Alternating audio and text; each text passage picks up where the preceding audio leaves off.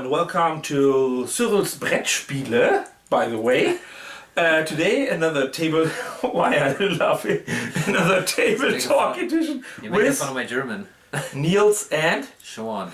Today we are talking about Villainy. Is it right pronounced? Villainy? Yeah, Villainy. From Mayfair Games.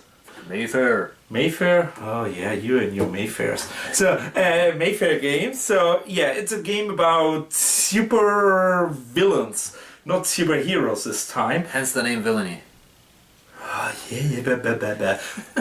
Don't listen to this stupid guy. So, we all try to be the supervillain in this town. So, we are starting as a little crime henchman and try to be the power in this city, right? Big ambitions. Yeah, the vicious guy. So, I'm pretty sure this time the vicious guy could be Showan because he knows the rules, but don't trust him. See you later. On your quest to become the most notorious supervillain, you're going to achieve a certain amount of plans. In this case, we have to try and release a tiger from the city zoo. Now, we can't do it alone, so we're going to need to hire henchmen to help us out.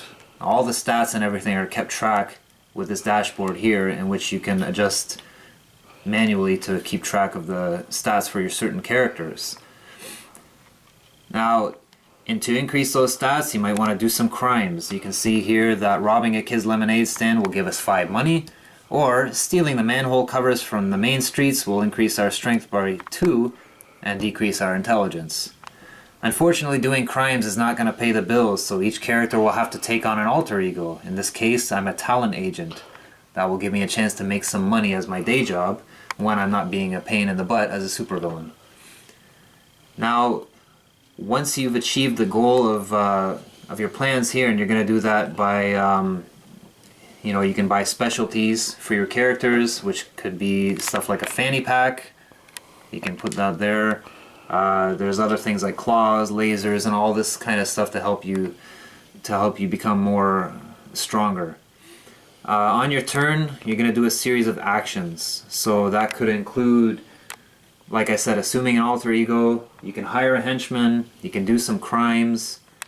You can take actions that are unique to certain characters. They usually have some kind of ability or bonus to help you out. Or I can just, if I want to, I can start a fight with the other villains at the table. And as you can see here, certain rewards will be won if I can beat up the other villains, just because I'm that much of a badass. Once you take an action with your team or with a character, you'll have to flip them to off. Basically that means they're tired, and you'll have to refresh them by going to work. Basically they're going to work at their day jobs. That will let them make some money and refresh them.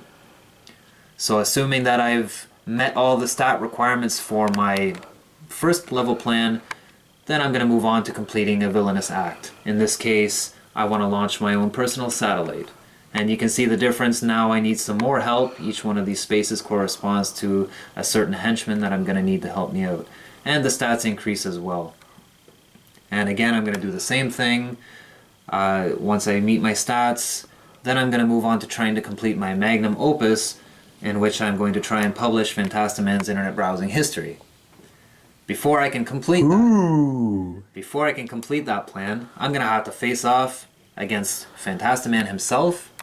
And this deck here is a bunch of, basically it represents a bunch of skirmishes that I'm going to have against Fantastiman in order to beat him. So, in order to fight Fantastiman, it works in a little bit of a different way. You need to roll an 8 on a 6-sided die. How are you going to do that, you ask? Well, each of these cards in the Fantastiman deck, like I said, represents a skirmish. And there's a certain challenge, in this case, the tactical advantage. If I can endure this card, which means I meet the stat requirements or I can complete this objective, and I'm still meeting my stats to fulfill my magnum opus, that counts as endured. That gives me a +1 to fight Fantastiman. Now I can continue to complete more challenges, and for every one that I can endure, I get a +1, which will be added onto that die roll. If at any point I cannot meet one of these challenges and I fail, my attempt is wasted, and I have to start the whole process all over again.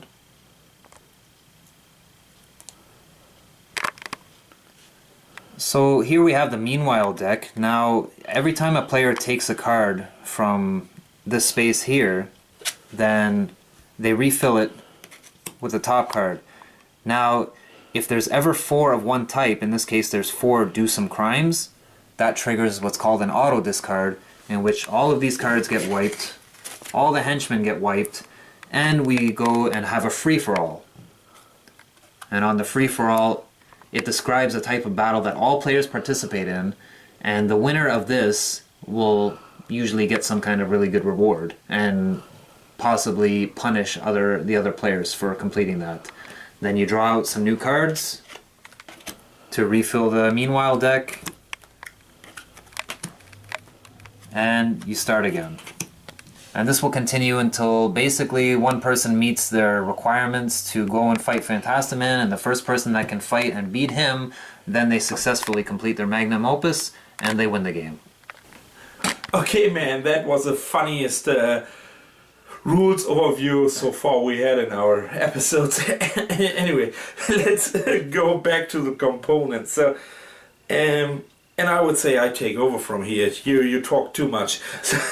The quality of the cards are really good. The cards are really stable, but the rest of the components, I'm not a big fan of the components. So it's more or less mediocre, if you say. So these are basic cubes. I don't think it's very interesting. The cardboard is just cardboard.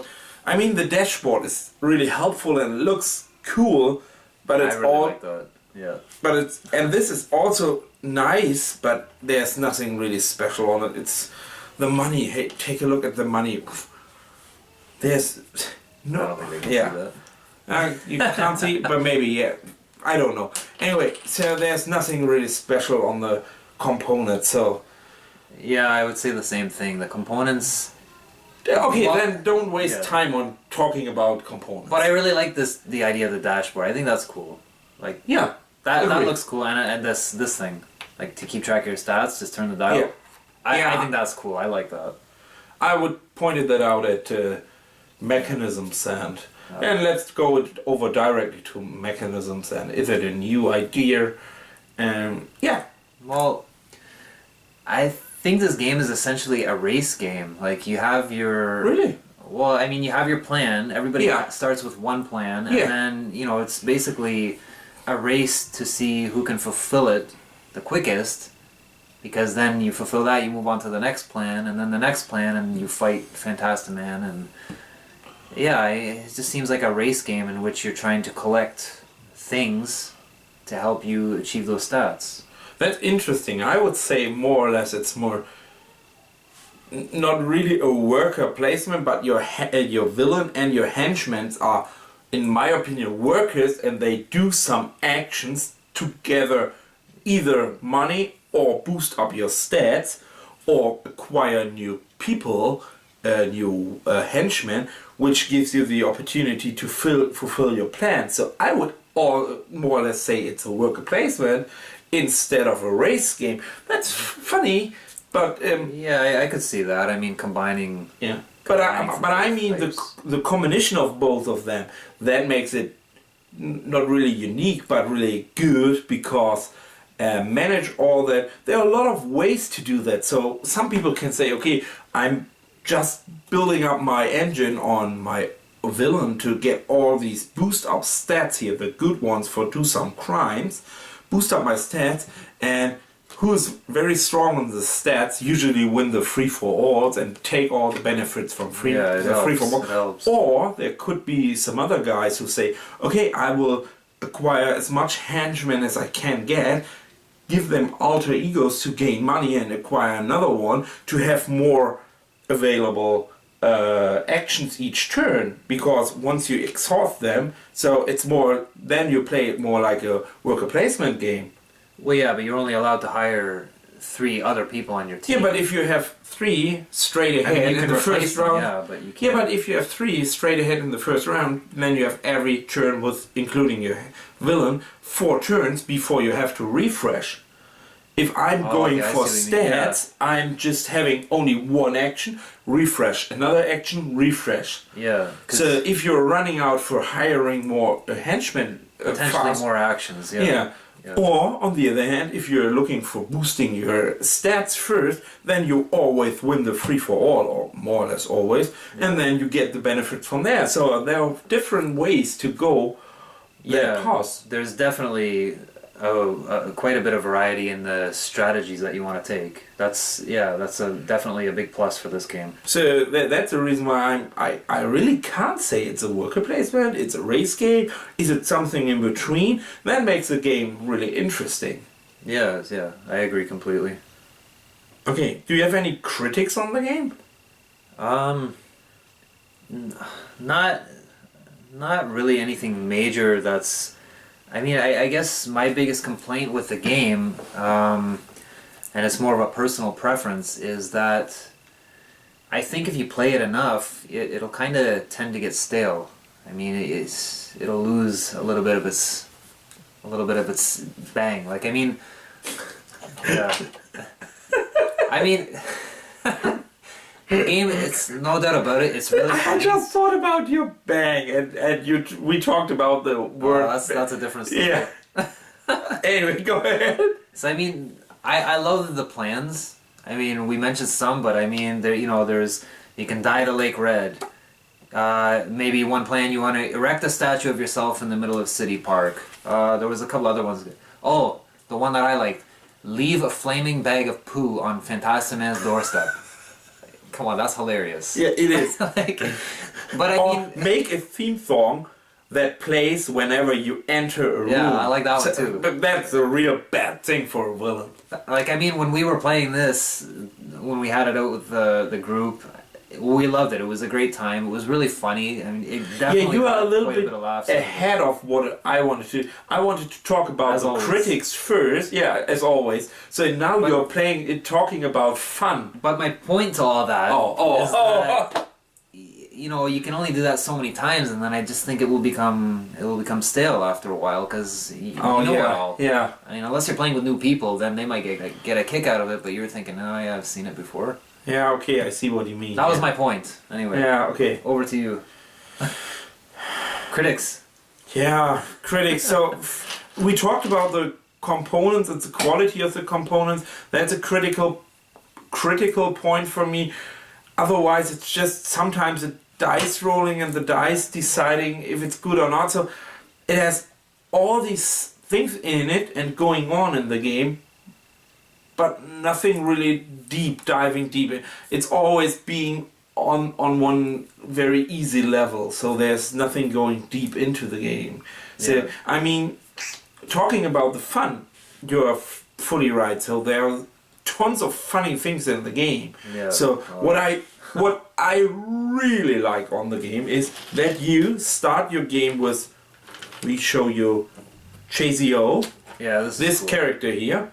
But if you hate the name Chazio, why not making ultra lava out of it? So you easily put these tokens here. I'm pretty sure you can't see it, but there are millions of these tokens in there, both sided, and then you easily create your own character by the name. So there's the Duke or the badass Billy Gunn in it, or whatever you wanted to say. You can create your own name out of it. There you go.